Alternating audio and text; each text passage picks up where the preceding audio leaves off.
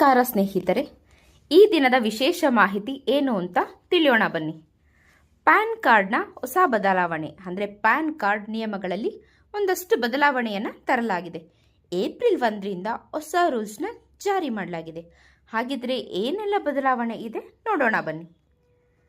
ಸ್ನೇಹಿತರೆ, ಇಲ್ಲಿವರೆಗೆ ಕೇವಲ ಆಧಾರ್ ಕಾರ್ಡ್ನ ಬಳಸಿಕೊಂಡು ಅತ್ಯಂತ ಸರಳವಾಗಿ ಪ್ಯಾನ್ ಕಾರ್ಡ್ನ ಪಡೆಯುವಂತಹ ಅವಕಾಶ ಇತ್ತು.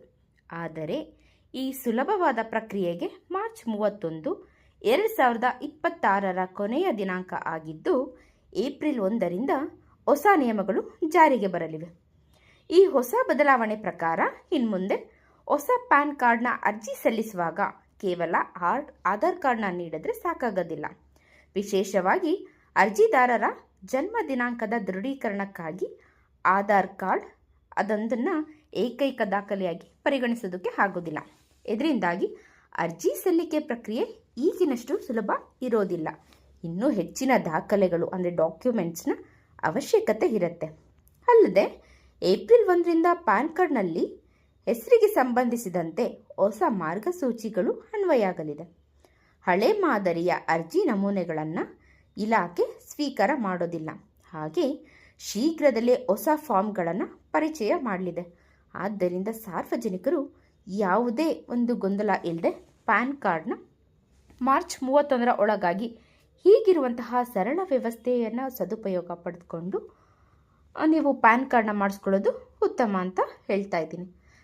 ಹಾಗಿದ್ರೆ ಹೊಸ ನಿಯಮ ಹೇಗಿರುತ್ತೆ ಅಂದರೆ ಆಧಾರ್ ಜೊತೆಗೆ ಹೆಚ್ಚುವರಿ ದಾಖಲೆ ಇಲ್ಲಿ ಕಡ್ಡಾಯವಾಗಿರುತ್ತೆ.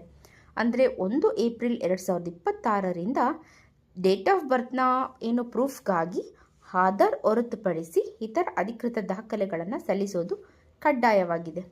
ಹೊಸ ನಿಯಮದ ಪ್ರಕಾರ ಪ್ಯಾನ್ ಕಾರ್ಡ್ನಲ್ಲಿರುವ ಹೆಸರು ಕಡ್ಡಾಯವಾಗಿ ಆಧಾರ್ ಕಾರ್ಡ್ನಲ್ಲಿ ಇರುವಂತೆಯೇ ಇರಬೇಕು. ಈ ಮೊದಲು ಇದ್ದ ನೇಮ್ ಆನ್ ಕಾರ್ಡ್ ಎಂಬ ಪ್ರತ್ಯೇಕ ಆಯ್ಕೆಯನ್ನು ತೆಗೆದು ಹಾಕಿದ್ದಾರೆ. ಮಾರ್ಚ್ 31ರ ನಂತರ ಹಳೆ ಪ್ಯಾನ್ ಅರ್ಜಿ ನಮೂನೆಗಳನ್ನು ಅಂದರೆ ಓಲ್ಡ್ ಪ್ಯಾನ್ ಫಾರ್ಮ್ಸ್ ಇತ್ತಲ್ಲ, ಇದನ್ನು ಇಲಾಖೆ ಸ್ವೀಕಾರ ಮಾಡೋದಿಲ್ಲ. ಬದಲಾಗಿ ಹೊಸ ಮಾದರಿಯ ಅರ್ಜಿಗಳನ್ನು ಇಲ್ಲಿ ಲಭ್ಯ ಇಡ್ತಾ ಇದ್ದಾರೆ. ಹಾಗಿದ್ರೆ ನೀವು ಇನ್ನೂ ಪ್ಯಾನ್ ಕಾರ್ಡ್ನ ಹೊಂದಿಲ್ಲ ಅಂದರೆ ಅಥವಾ ಹೊಸದಾಗಿ ಅರ್ಜಿ ಸಲ್ಲಿಸಬೇಕು ಅಂತ ಇದ್ದರೆ ಯಾವುದೇ ದಾಖಲೆ ಕಿರಿಕಿರಿ ಇಲ್ಲದೆ ನೀವು ಆಧಾರ್ ಮೂಲಕ ಅರ್ಜಿ ಸಲ್ಲಿಸಬೇಕು ಅಂದರೆ ಮಾರ್ಚ್ 31, 2026 ಒಳಗಾಗಿ ಬೇಗನೆ ನೀವು ಅರ್ಜಿಯನ್ನು ಸಲ್ಲಿಸಿ ಒಂದು ಸದುಪಯೋಗನ ಪಡ್ಕೊಳ್ಳಿ. ಹಾಗಿದ್ರೆ ಅಪ್ಲಿಕೇಶನ್ ಹೇಗೆ ಸಲ್ಲಿಸಬೇಕು ಅನ್ನೋದಾದರೆ ಅಭ್ಯರ್ಥಿಗಳು ವೆಬ್ಸೈಟ್ಗೆ ಭೇಟಿ ಮಾಡಿ ನೀವು ಅಲ್ಲಿ ಅರ್ಜಿಯನ್ನು ಅಪ್ಲೈ ಮಾಡಬೇಕಾಗಿ ಬರುತ್ತೆ.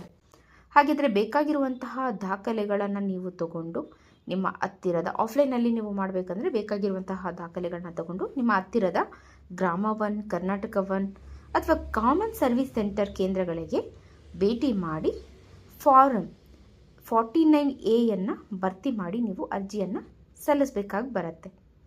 ಹಾಗಿದ್ರೆ ಬೇಕಾಗಿರುವಂತಹ ದಾಖಲೆಗಳು ಇಲ್ಲಿ ನೀವು ಮಾರ್ಚ್ 31ರೊಳಗೆ ಅಪ್ಲಿಕೇಶನ್ ಸಲ್ಲಿಸ್ತೀರಾ ಅನ್ನೋದಾದರೆ ಕೇವಲ ಆಧಾರ್ ಕಾರ್ಡ್ ಇದ್ದರೆ ಸಾಕು, ನೀವು ಇಲ್ಲಿ ಸುಲಭವಾಗಿ ಪ್ಯಾನ್ನ ಪಡ್ಕೋಬೋದು. ಹಾಗಾಗಿ ಐಡೆಂಟಿಟಿ ಪ್ರೂಫ್ಗೆ ಆಧಾರ್ ಕಾರ್ಡು ಅಥವಾ ನಿಮ್ಮ ವೋಟರ್ ID ಇಲ್ಲ ಡ್ರೈವಿಂಗ್ ಲೈಸೆನ್ಸು ಇಲ್ಲ ಪಾಸ್ಪೋರ್ಟು ಬೇಕಾಗತ್ತೆ. ಅಡ್ರೆಸ್ ಪ್ರೂಫ್ಗೆ ನಿಮ್ಮ ಆಧಾರ್ ಕಾರ್ಡ್ ಇಲ್ಲ ಎಲೆಕ್ಟ್ರಿಸಿಟಿ ಬಿಲ್, ವಾಟರ್ ಬಿಲ್, ಬ್ಯಾಂಕ್ನ ಪಾಸ್ಬುಕ್ ಇದ್ದರೆ ಸಾಕು.